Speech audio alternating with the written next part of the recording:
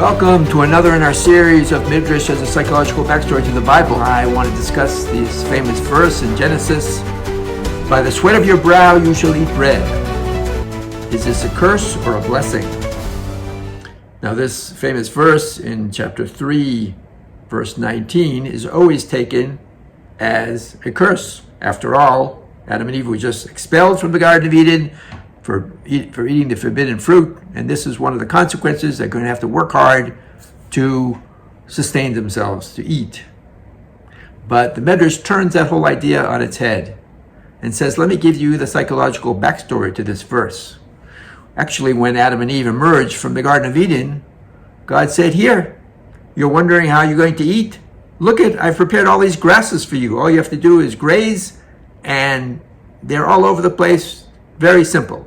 Knowing full well that this would be a terrible news. This would be terrible news for Adam and Eve. And in fact, they said, what are we, animals?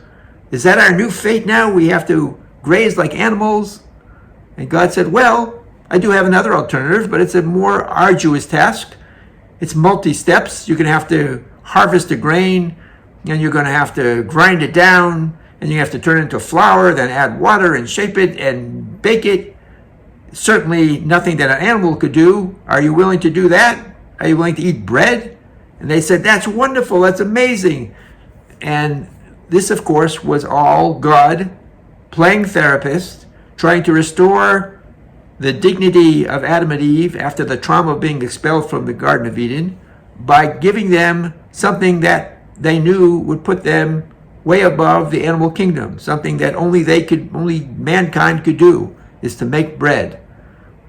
And so now we understand that this verse, according to the Midrash, was indeed not a curse, it was a blessing. Hope you enjoyed. Please like and subscribe. I look forward to your comments.